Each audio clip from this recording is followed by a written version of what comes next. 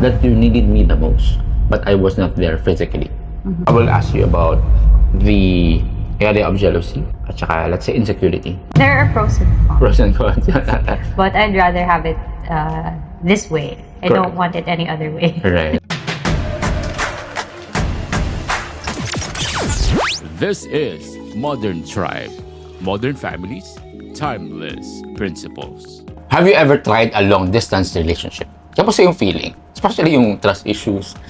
For sure, may jealousy yan, may communication issues, may Wi-Fi issues, di ba? Why? Yes. Lalo na pag bumabagyo like Correct. And of course, before we dig deeper into this, I'm sure marami kang i-share dyan. I'm so grateful because we have our partner coffee, Cafe Viva. Coffee partner. There's so many things I like about this. Very convenient and low carb siya. So, sakto lang for those who want to monitor their blood sugar level. At the same time, remember ko when we went dun sa mga places na walang kape, walang brewed coffee. This is my go-to coffee. Yeah, baon. For travel. Yeah. To make sure. Sa akin na makatulong siya for my acid reflux. Kasi before, I had to stop drinking coffee because nagtitrigger, lalo na pag may milk. So, when I tasted Cafe Viva, wow, pasok siya. Hindi na-trigger yung reflux ko. And I'm so happy because meron silang bagong product na i-release. Abangan nyo. Pwede ko tong inumin. Actually, ito na siya. Kahit after 2 p.m. na. Kasi it's their new chocolate drink. Wow. Cheers. Okay. Malinamnam. Low carb. Anytime, anywhere. Back to our episode. Now, for context lang, we had our season of LDR din. And yung sa atin, of course, Manila tapos Bacolod. Yeah. So, one fly away lang. Kasi hindi ganun kalayo. So, there are others naman na medyo malayo. So, may mga degrees of LDR. First, how do we define LDR? Paano nga ba natin masasabi na LDR yun? Pag, yung question ko sa'yo last time, pag city to city ba, like for example, dito tayo sa Makati, tapos sa let's say, sa Quezon City, is that considered LDR? Or? I would define it na you can go to your partner anytime you want. So, let's say, Mandaluyong, Quezon. If you want, you can visit your partner anytime. Yeah. Whereas dun sa atin, Manila to Bacolod, magbubook ka pa ng flight. Yeah, especially na, parang pandemic yata. Right. Yeah. So, may degrees lang siya. I have a friend na seaman siya. Of course, naka-contract yun. LDR talaga yun. Hindi talaga kayo makakapagkita anytime you want. Yeah. I also have a friend That's definitely an LDR. na before they get married, yung lalaki nasa States. Took them years for them to be reunited. That's definitely a long-distance relationship. Yeah. As for us, we had our season of LDR din. Before we got married, nandito ako sa Makati, ikaw sa Bacolod. Yeah, mga 1 year din yun Yes, 1 year yun. So, 12 months para matagal pakinggan. 12 right. months. Wow. 12 excruciating pain na na-feel ko that time because you're not with me. But yes, I'm sure, may mga moments ba that when yung mga feelings na very down ka, maybe stress ka, or maybe close to depression, mga ganung moments, that you needed me the most, but I was not there physically. Yeah. Actually, feeling ko nga nagkasakit ako dahil wala. Really? Hindi, pero yun din yung season. Parang marami akong nararamdaman sa katawan. But I was healthy all my life before I turned 30. Mga ganun. So, nakadagdag siya sa anxious thoughts ko. Kasi wala ka physically, like to comfort me. And then, that was our season of grinding also. So, I couldn't expect you naman to reply right away because you had client calls, mga ganun. So, yun, medyo challenging kasi there were times na I felt na lonely. But not because you weren't there. I understood naman na yun nga, we had to work. And may syempre ako, may work din ako. So may mga times talaga na I set aside my emotions, yun. And then minsan I had to wait kasi may calls ka pa. Correct. Ganun. So, yun, nakadagdag siya sa again, anxious thoughts ko. Lalo na pandemic din yun. So medyo marami akong pinagdaanan personally. And then, sakto yung timing ng LDR natin. Wow, yeah. So, What was going through dun sa mind mo when you were in your darkest times? Tapos hindi ako available, sinabi mo nga may call ako or...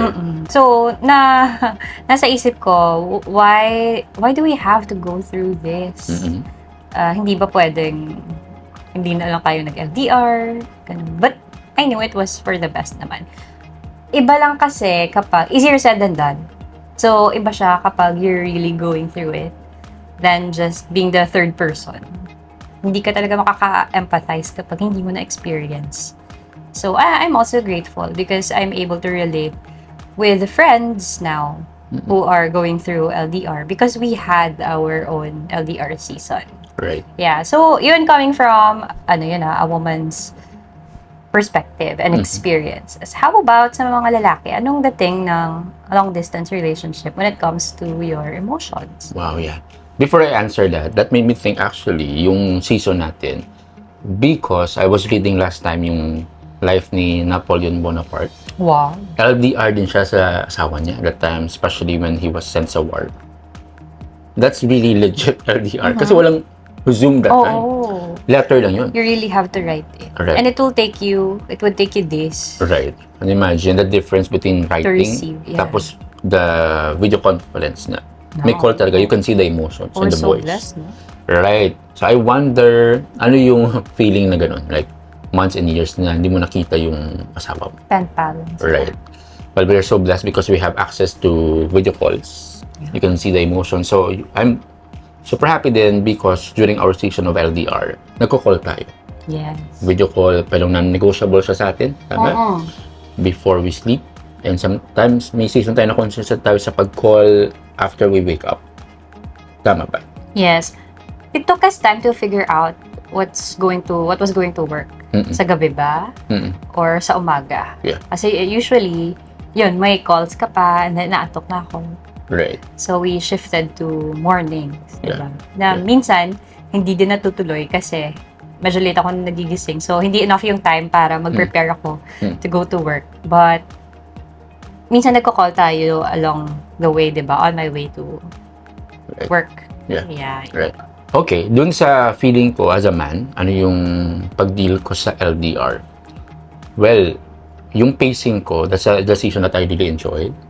Kasi I'm alone, so I can do the things fast without the intervention of anyone.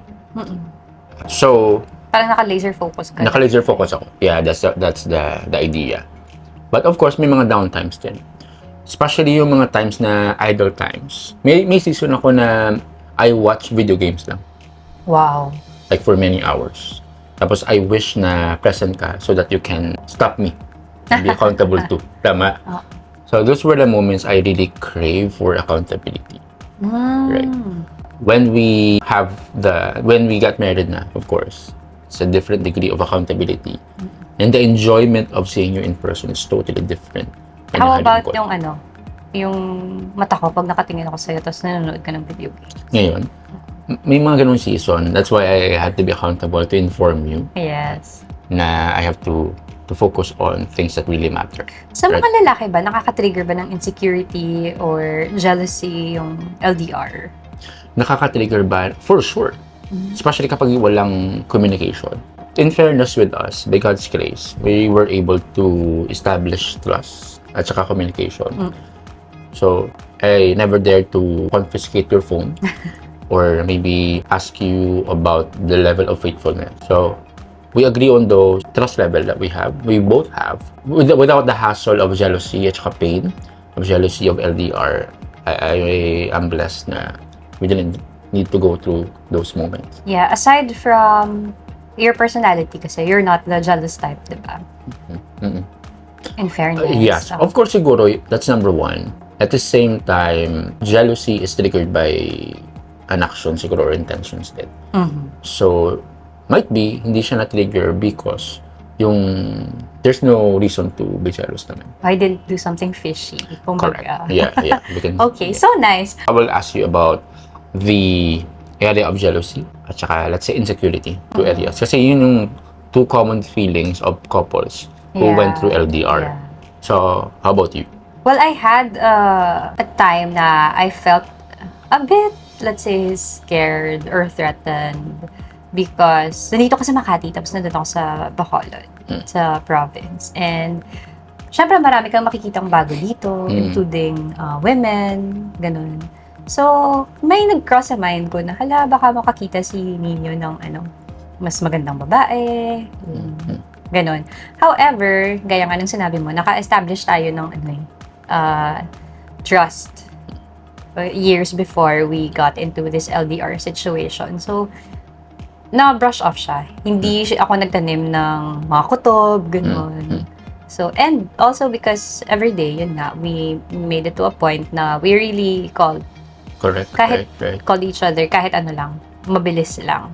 Diba? So, as much as possible, we didn't skip a day na hindi tayo mag-video call. But aside from that, I think sa situation natin, maganda siya because prior to our LDR year, matagal na tayong in a relationship. Right? So, na-establish na natin yung trust, we know our tendencies, and we know how we deal with temptations. So, yun lang yung kagandaan sa situation natin because we were together for like 6 years talaga na physically before we got into a short-term na LDR. Yeah, so, it was easier for us to deal with jealousy or insecurity. Right.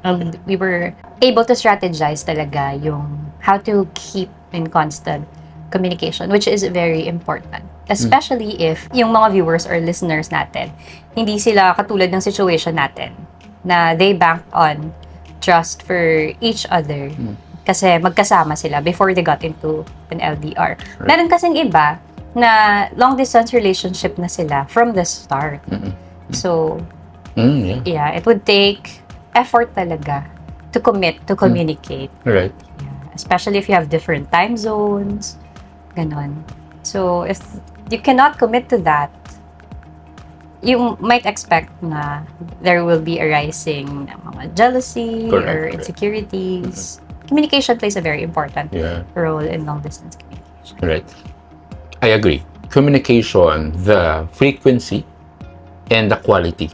Kasi possible that you're video calling pero walang intimacy. Walang kamusta lang. You're not really spending quality time with the person. I have a friend na seaman siya.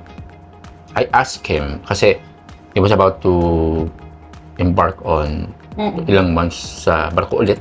Wow. Tapos nakita kami. He shared to me about plan niya.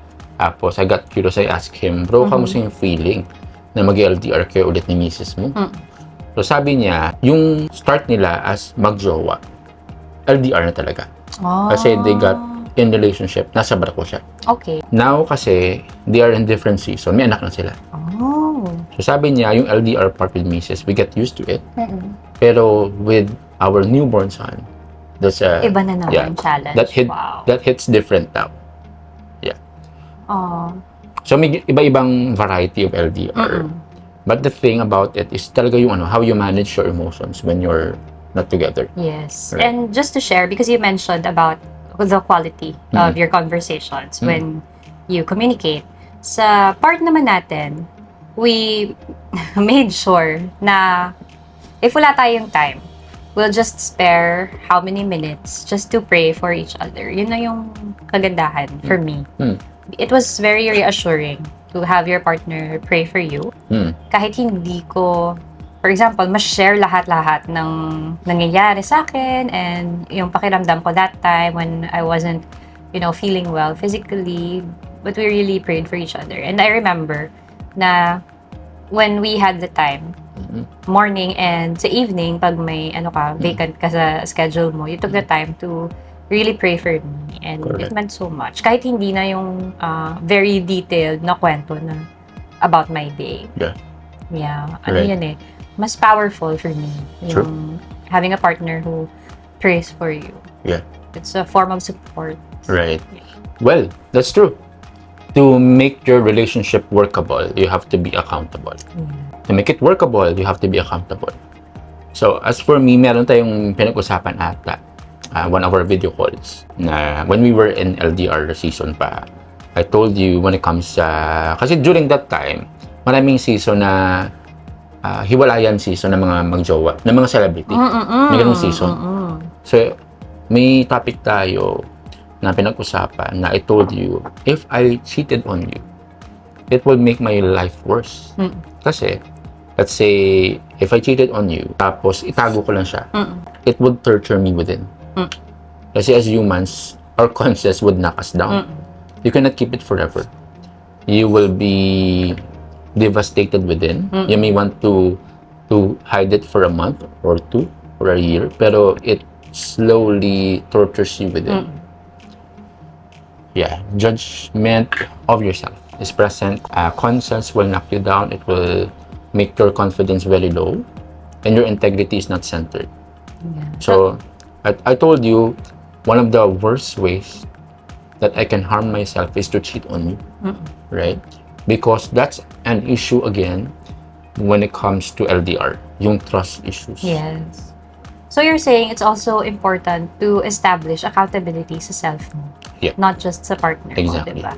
If you want to like keep that integrity, diba? And the peace between you and yourself, yeah, so you have to stay committed to your partner. That's what you're saying. Correct.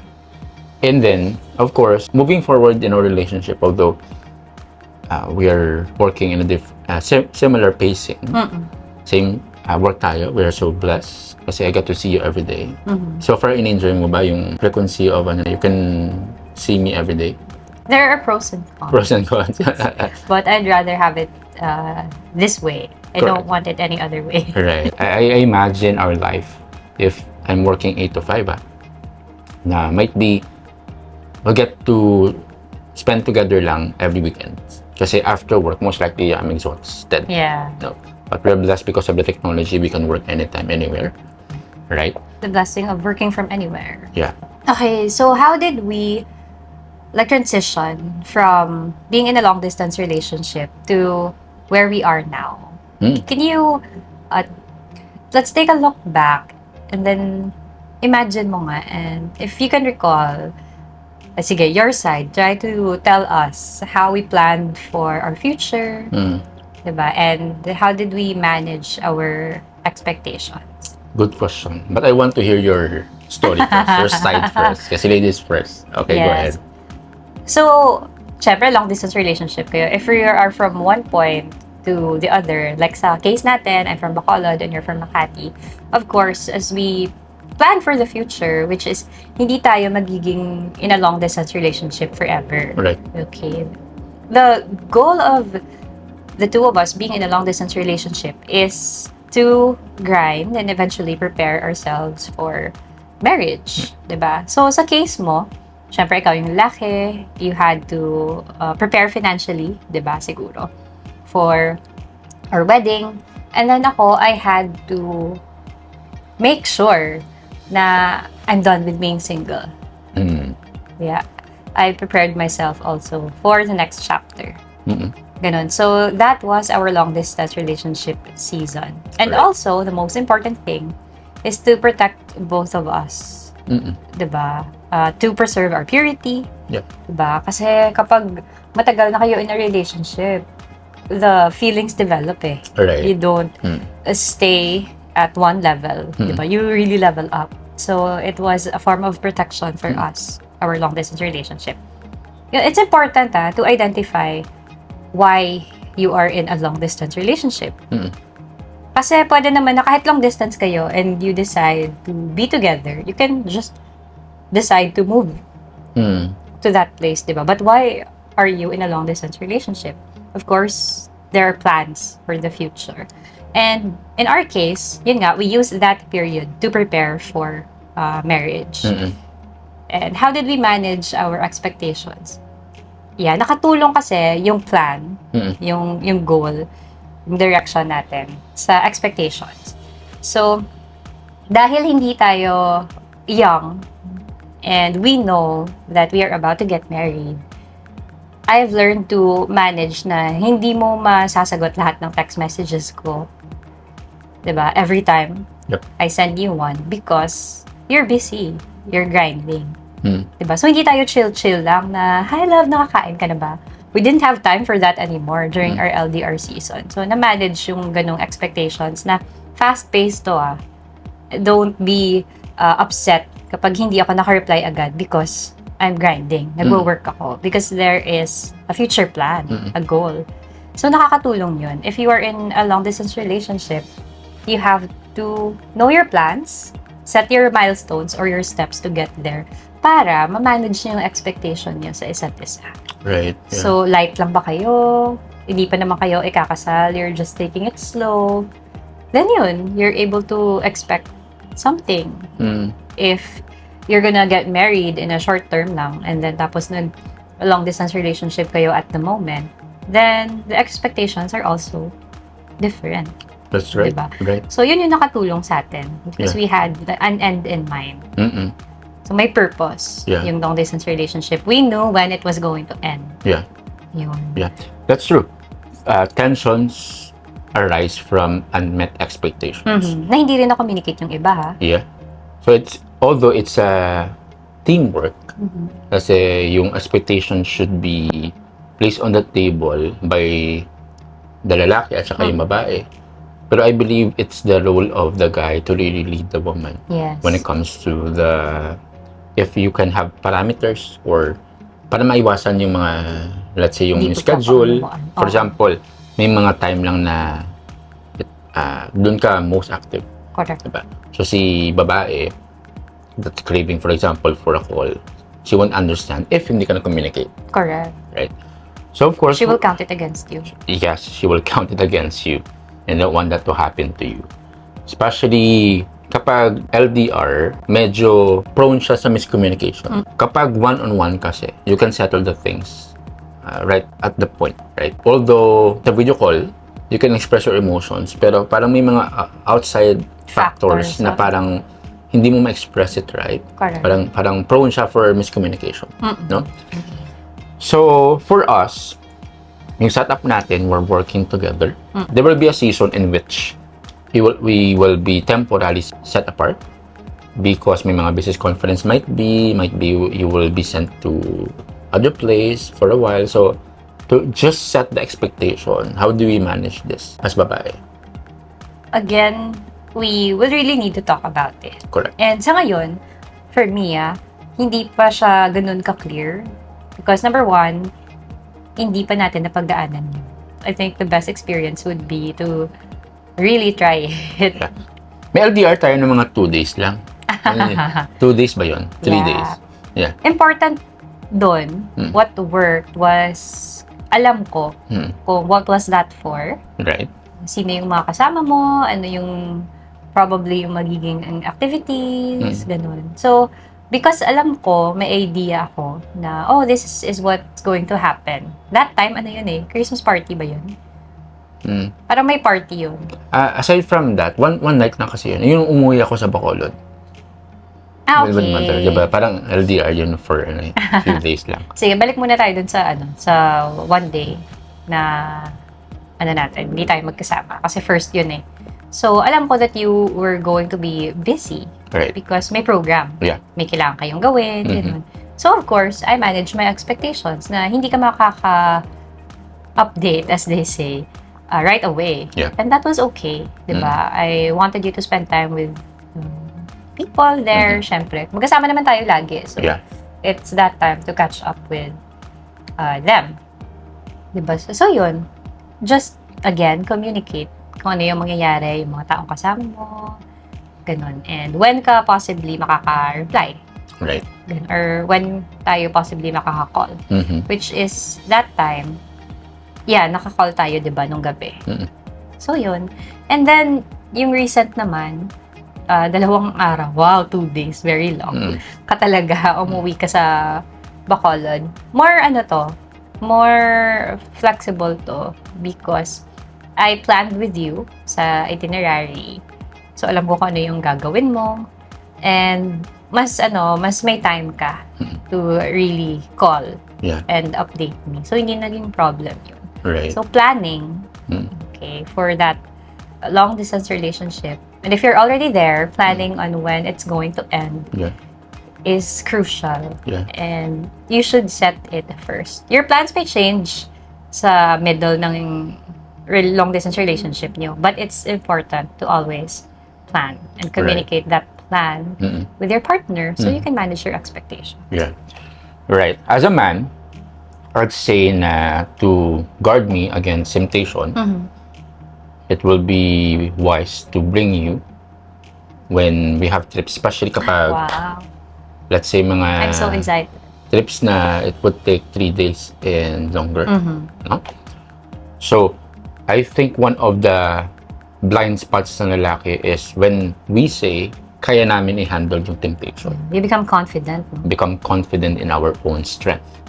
It would be wise to not put your confidence in your strength. It's wiser to say, I'm weak in this area and I need accountability. So, that's for the married ones. LDR is not for everyone. LDR is not for those who see themselves na, let's say, walang jowa ngayon, of course. But I believe, wala ka pang jowa ngayon. By essence, you're still in LDR with your future partner. Wow. Kaya lang you're there living in the future. So I would say, if single ka ngayon, put your energy and time for self-development. Because the right person comes when you are the right person as well. Don't Wow. focus on finding the right one. Be the right one and you will attract it. You will pull them to you. Them talaga. But you will choose the best option among them. Yeah. So- And it's important to assess yourself, your personality, diba? Your work, your situation, if kaya mo mag long distance relationship. Correct. And also your potential partner or your Yeah. partner mo na ngayon. You talk about it. What are your non-negotiables? What are your goals? And what are your expectations? Right. Diba? Para alam niyo na if ipo-push niyo yung long distance relationship Yeah. or hindi niyo talaga kaya, you can plan your next step. Yeah. Yeah. Don't just go na hindi niyo na weigh things out. Right. Yeah. Kailangan talaga pag-usapan siya. Yeah. So the key is communication. You have to be intentional with it. And by being intentional, you have to be intentional then with communicating with the Lord. Kasi when it comes to relationship, there must be a third party. And that's Jesus. Siya yung mighty bond ng relationship Yeah, natin. He holds all things Correct. Yeah. together, even when you are physically apart. Right. Kasi when you just look at your partner, you will be frustrated. There will be a lot of loopholes and mistakes and failures. The more you get close to your partner, the more you will see it. That's why Jesus is the one who can bind us together. Yeah. And when it comes to binding, I'm so happy because we are happy with our kabanding today. Low carb natin na kape. Cafe Viva, thank you for joining us and partnering with us in this episode. Again, our goal is for you, modern families, to embrace timeless values. Feel free to connect with us in our page, Modern Tribe. It means the whole world to us if you give recommendations in our page and to share and subscribe, because the more you share at saka subscribe, it helps us grow the page. And once we grow, of course, we can put time studying at saka improving it so that we can reach more people. This is Modern Modern Tribe, Tribe. helping modern families. Embrace timeless values. Bye.